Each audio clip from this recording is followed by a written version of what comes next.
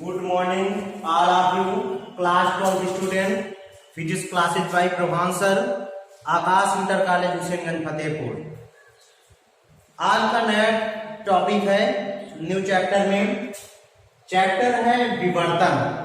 विवर्तन चैप्टर में को इंग्लिश में डिफ्रैक्शन कहते हैं। क्या कहते हैं? डिफ्रैक्शन।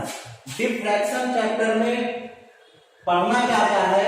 आपको विवर्तन के विषय में पढ़ना है। क्या विवर्तन होता क्या है, विवर्तन के प्रकार क्या है, और एकल झिल्ली द्वारा प्रकाश का विवर्तन क्या होता है, इसका मुख्य रूप से व्यंजन। यही इस चैप्टर में पूछा जाता है कि विवर्तन क्या है, या विवर्तन के प्रकार, या एकल झिल्ली द्वारा प्रकाश का विवर्तन कैसे होता है, उसकी ज्यामितीय व्यवस्था क्या होती है, उसकी व्याख्या कैसे करते हैं, इसके लिए फार्मूला क्या निकालते हैं उच्चिष्ट और निम्निष्ट के लिए। यही इस चैप्टर में पढ़ना है। आते हैं। अच्छा, विवर्तन होता क्या है? प्रकाश का विवर्तन। प्रकाश का विवर्तन से आशय है ये है कि अवरोध, अवरोध मतलब जहां पर व्यवधान उत्पन्न हो, अवरोध अथवा छिद्र के तीक्ष्ण किनारों पर प्रकाश का आंशिक रूप से मुड़ना प्रकाश का विवर्तन कहलाता है। प्रकाश का विवर्तन से आशय यही है कि अवरोध अथवा छिद्र का तीक्ष्ण किनारों पर प्रकाश का आंशिक रूप से मुड़ना प्रकाश का विवर्तन कहलाता है। प्रकाश का विवर्तन दो प्रकार का होता है, टाइप्स ऑफ डिफ्रैक्शन। विवर्तन के प्रकार, विवर्तन दो प्रकार का होता है। एक होता है फ्रेनेल विवर्तन, दूसरा होता है फ्राउनहोफर विवर्तन। फ्रेनेल डिफ्रैक्शन, फ्राउनहोफर डिफ्रैक्शन, ये होता क्या है? फ्रेनेल विवर्तन क्या होता है? इसमें फ्रेनेल विवर्तन में प्रकाश स्रोत अथवा पर्दा अवरोध अथवा द्वारक से सीमित दूरी पर होते हैं। प्रकाश स्रोत अथवा पर्दा अवरोध अथवा द्वारक से जो सीमित दूरी पर होते हैं उसका नाम क्या होता है? फ्रेनेल विवर्तन। और जो फ्राउनहोफर है विवर्तन, इसमें क्या होता है? प्रकाश स्रोत अथवा पर्दा अवरोध अथवा छिद्र से सीमित दूरी पर ना होकर कितनी दूरी पर हो? अनंत दूरी पर, प्रभावी रूप से अनंत दूरी पर होता है, उसको क्या कहते हैं? फ्राउनहोफर विवर्तन। फ्राउनहोफर में अनंत दूरी तक प्रसार रहता है और फ्रेनेल में सीमित दूरी तक प्रसार रहता है, यही होता है फ्रेनेल विवर्तन। फ्रेनेल विवर्तन में लेंसों का उपयोग नहीं किया जाता, जबकि फ्राउनहोफर में लेंसों का उपयोग करते। तो ये होते हैं फ्रेनेल विवर्तन और फ्राउनहोफर विवर्तन। इसके पश्चात आता है एकल झिल्ली द्वारा प्रकाश का विवर्तन कैसे होता है। एकल झिल्ली द्वारा प्रकाश का विवर्तन कैसे करते हैं? इसमें इस विवर्तन के लिए एक और काला पेंट की हुई एक स्लाइड लेते हैं, जो कि एक बारीक झिल्ली से खुचल देते हैं। झिल्ली कुछ मीटर पर एक जलते हुए लैंप फिलामेंट में देखते हैं तो सीधा फिलामेंट वो चमकता हुआ दिखता है, तो जिससे स्पष्ट होता है कि श्वेत चौड़ी पट्टी दिखाई देती है। वो श्वेत चौड़ी पट्टी जिसके दोनों ओर 3-4 रंगीन परंतु कम चौड़ी पट्टियां होती हैं, जिनकी लगातार तीव्रता क्या होती रहती है? घटती रहती है। इसके लिए हम करते क्या है कि एक ज्यामितीय व्यवस्था का निर्माण करते हैं। वो ज्यामितीय व्यवस्था है क्या? ये चित्र दिया गया है। इसमें एक ये सूर्य है, सूर्य का प्रकाश है, यहां से प्रकाश स्रोत से तरंगे चलती हैं। जब तरंगे चलती हैं, चलने के पश्चात एक लेंस में पड़ती हैं। लेंस में पड़ने के पश्चात एक समतल तरंगाग्र का निर्माण करती हैं, और वो तरंगाग्र जो है AB है, इसका नाम देते हैं। और इस तरंगाग्र AB की चौड़ाई कितनी है? स्मॉल e है, जो कि इसको पर्दे पर प्राप्त किया जाता है। पर्दा क्या लगा हुआ है? XY, जो कि O बिंदु क्या होता है? जो कि उच्चिष्ट कहलाता है। उच्चिष्ट कहने का मतलब है, मुख्य उच्चिष्ट का मतलब ये केंद्र पर है, जो कि ये यहाँ पर पर्दे पर O बिंदु पर बनता है। इस समतल तरंगाग्र से थीटा कोण पर झुककर आगे पर्दे पर एक बिंदु P है, वहां पर पर्दे पर इसका उच्चिष्ट या निम्निष्ट की फ्रिंज जो बनाते हैं प्राप्त किया जाता है।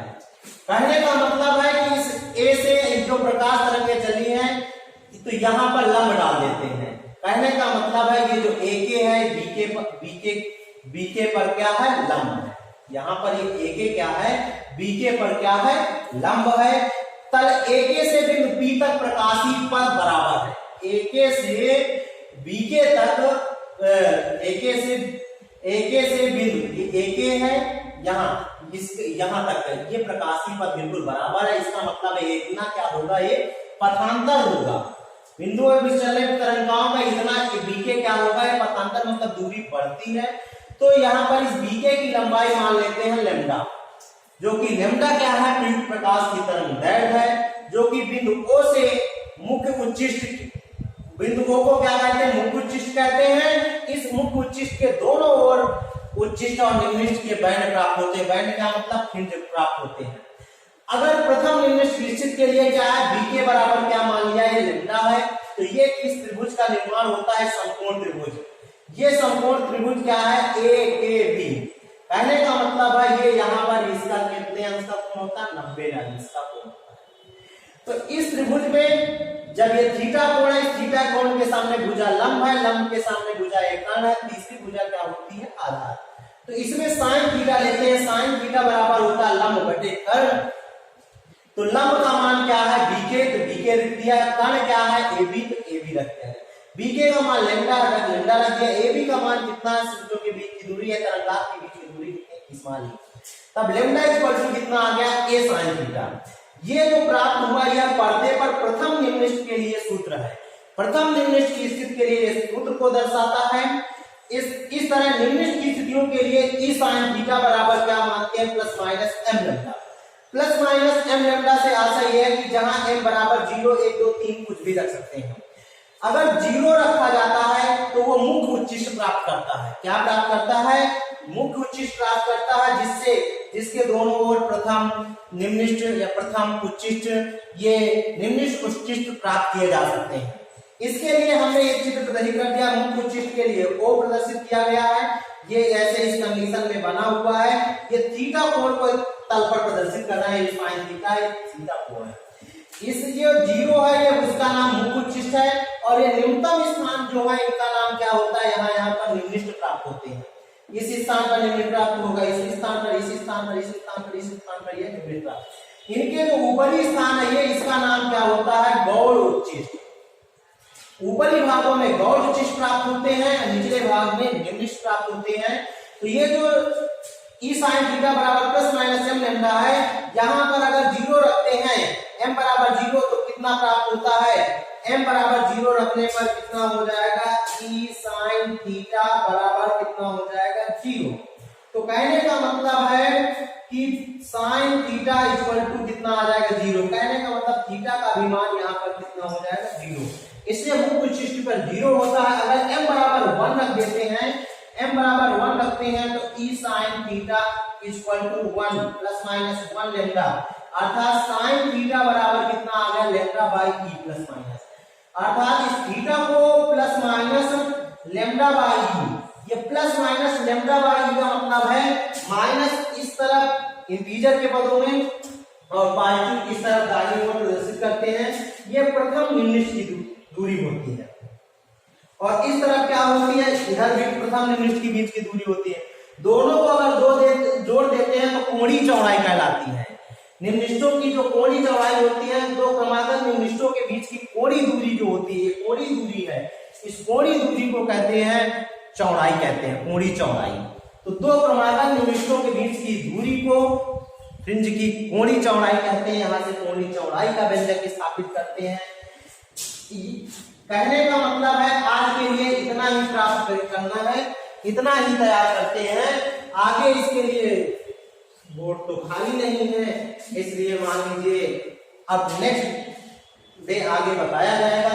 इसकी व्याख्या कैसे लिखते हैं, इसमें जो इसके विषय में जो चित्र बनाया गया है, इसी के विषय में व्याख्या कर देते हैं अपने अनुसार। लेकिन वो थ्योरी है, तो उसके लिए लगभग मेन टॉपिक इतना है, मेन जो चेक होगा भाई इतना ही मान लीजिए। और ये तो सब थ्योरी इसके विषय में बहुत सारी लिखी जा सकती है। तो बस इतना ही लिखना है, और आगे जो होगा तो आगे नेक्स्ट वीडियो में मिलेगा। Thanks for watching this video.